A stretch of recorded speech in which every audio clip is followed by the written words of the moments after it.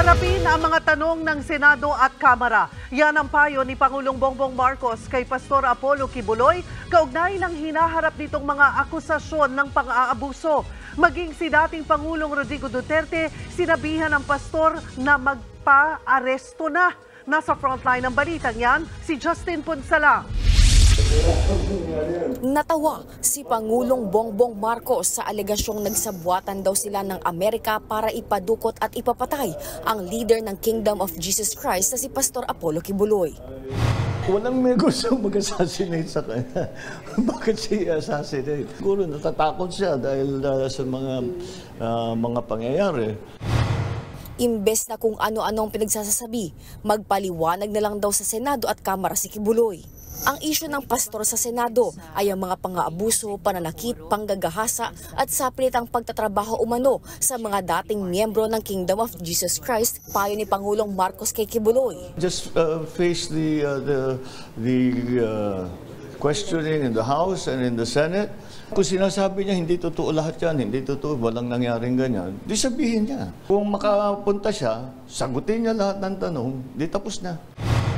Kabilang sa mga aligasyon kay Kibuloy ay ang isiniwalat sa Senado ng dating miyembro ng Kingdom of Jesus Christ na si alias Rene. Nakita niya raw na binigyan ni Kibuloy noon ng mga bag na may lamang samot-saring baril ang kaibigan at kaalyado ng pastor, ang mag-amang dating Pangulong Duterte at Vice President Sara Duterte. Buwelta naman dyan ni Digong kagabi sa isang press con sa Davao City. Marami siyang baril kaya hindi niya na kailangang humingi sa pastor. Kami magtanggap ng baril kay Pastor Kibuloy. Ako pa ba ang mag-deliver sa kanya ng kanyon bukas o machine gun?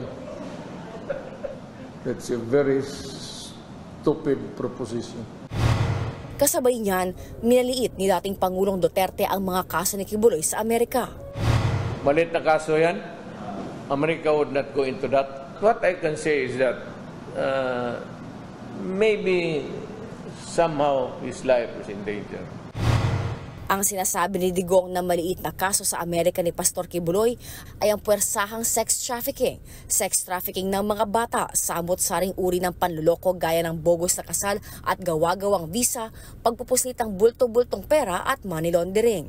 Ang mga kasong yan ang dahilan kaya kabilang si Kibuloy sa most wanted ng Federal Bureau of Investigation o FBI sa Amerika. Ipinasabi na ang pastor pero di pa sigurado kung dadalo sa susunod na pagdinig. Heto naman ang payo ng dating Pangulo kay Kibuloy. Get yourself arrested. This is a free country. If you do not want to go there, get arrested. I'll give him the free choice. Dagdag pa ni Digong, hindi niya alam kung saan ngayon nagtatago ang pastor. Ayon naman sa abogado ni Kibuloy na si Attorney Ferdinand Topacio, nandito lang sa Pilipinas ang pastor.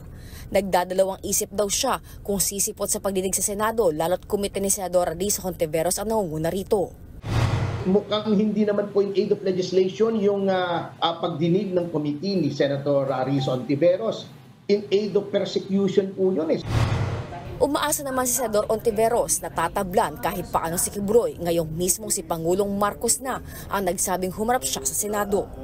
Kapag di pa rin sila humarap sa bisa ng sabina, ay isa-cite ko sila in contempt at paaarestuhin.